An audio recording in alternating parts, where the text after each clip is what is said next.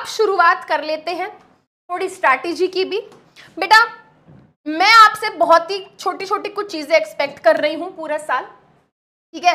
आपके दिमाग में क्वेश्चन आ रहा होगा, मैम पढ़ाई कैसे करें, हमको क्या करना चाहिए। तो भाई देखो, सबसे पहले तो आपको रेगुलर लेक्चर्स अटेंड करने हैं। आपको मेक श्योर करना है कि बैकलॉग्स ना हो, मेक श्योर नो बैकलॉग्स। आपकी क्लास अगर कोई छूट भी जाती है तो कृपया करके भाई उसको रात में 2x पे देख ले, कृपया करके उसको सैटरडे संडे आप क्या कर ले, उसको मैनेज करके उसको कंप्लीट करें, ठीक है। जो भी मैं आपको क्लास में पढ़ा रही हूँ प्लीज 10 मिनट निकाल के बेटा वो 2 पैराग्राफ, वो 2 पेज जो भी हम क्लास में पढ़ेंगे प्लीज उसको एनसीईआरटी में रीड करना। तुमको पता तो चले भाई समृद्धि मैम जो पढ़ा रही है एनसीईआरटी में लिखा भी है नहीं लिखा है, अपनी मर्जी से पढ़ा रही है, ठीक है। तो आपको एनसीईआरटी रीड करनी है। अब ये बहुत बड़ा कलेश है बच्चों के जीवन में, मैम नोट्स बनाने हैं क्या?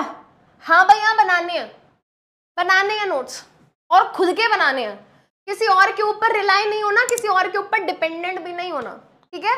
मुझे पता है बहुत दुख होता है, दर्द होता है, ये भी काम करें मैम स्कूल में नोटबुक का काम करें, मैम फिर प्रैक्टिकल फाइल बनाए, मैम प्रोजेक्ट बनाए, फिर आप बोल रहे हो कि नोट्स भी बनाए।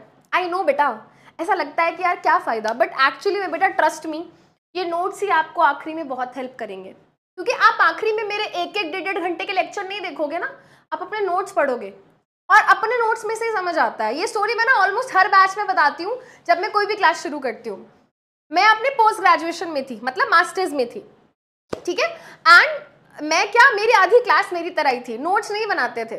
तो हमारी क्लास में जो टॉपर बच्ची थी वो हर चीज एकदम चाट लेती थी, बिल्कुल टीचर ने जो बोला ऐसे हूबहू उतार देती थी, मतलब वो फर्स्ट सीट पे बैठती थी तो टीचर जो प्रोफेसर थे वो अपने नोट्स लेकर आते थे और वो डिक्टेट करा के लिखाते थे, मतलब कॉलेज में ऐसे ही पढ़ाते हैं, ठीक है। तो वो क्या करती थी, वो धीरे धीरे धीरे ऐसे हो जाती थी सर के साथ, और जो भी सर के उसमें लिखा होता था वो ऐसे कैसे अपने नोट्स में टिप देती थी।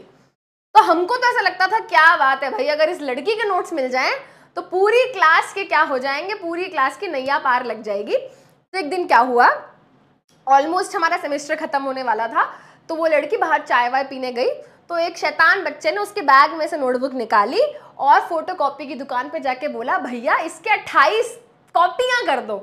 28 कॉपियां, समझ रहे हो, एक पूरी नोटबुक की 28 कॉपीज बनवाई गई, और सबने बेटा चुपचाप वो सबने ले ली, हाँ भाई हमें तो चाहिए, सबने उसके नोट्स ले लिए।